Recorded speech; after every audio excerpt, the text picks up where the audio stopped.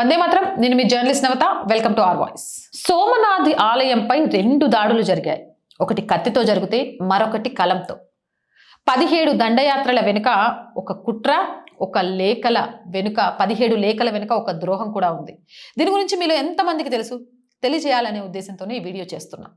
చరిత్ర పుటలు తిరగేస్తే హిందువుల ఆత్మగౌరవానికి ప్రతీక అయిన సోమనాథ ఆలయం ఎన్నో గాయాలను దాచుకుంది. కానీ ఆ గాయాలు కేవలం పరాయి పాలకుల వల్లే కాలేదు, మన వాళ్ళే అనుకున్న నాయకుల వల్ల కూడా అయ్యాయని మీకు తెలుసా?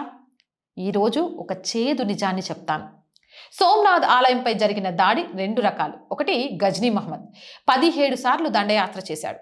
ఈయన బయట శత్రువు. ఆనాడు గజ్నీ మహమ్మద్ సంపద మీద ఆశతో, హిందూ ధర్మాన్ని నాశనం చేయాలనే కసితో సోమనాథ్ ఆలయంపై 17 సార్లు దండయాత్ర చేశాడు. శివలింగాన్ని ముక్కలు చేశాడు, ఆలయాన్ని నీలమట్టం చేశాడు, వేల మందిని ఊచకోత కోశాడు. ఆ దాడులు భౌతికమైనవి.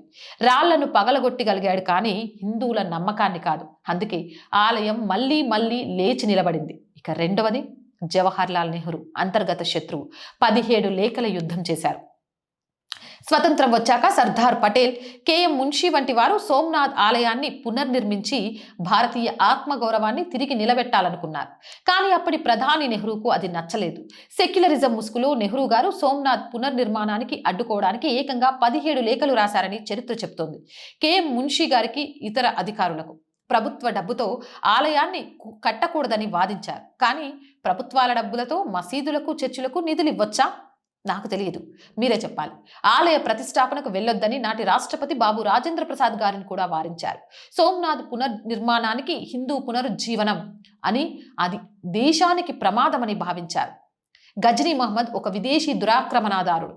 వాడు చేసింది దోపిడి.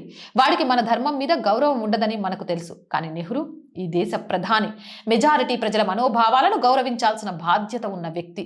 గజ్నీ కత్తితో ఆలయాన్ని పడగొట్టడానికి చూస్తే నెహ్రూ తన కలంతో ఆలయ నిర్మాణం జరగకుండా ఆపాలని చూశారు. ఆ 17 దాడులు రాళ్లను మాత్రమే పగలగొట్టాయి. కానీ 17 లేఖలు హిందువుల ఆత్మవిశ్వాసాన్ని దెబ్బతీయాలని చూశాయి. బయట శత్రువు కంటే మన ఇంట్లో ఉంటూ మన మూలాలను ద్వేషించే వారే ఎక్కువ ప్రమాదకరం. కానీ దైవ సంకల్పం ముందు ఎవరి కుట్రలు సాగలేదు. పటేల్ గారి ఉక్కు సంకల్పంతో సోమనాథుడు మళ్ళీ టీవీగా నిలబడ్డాడు.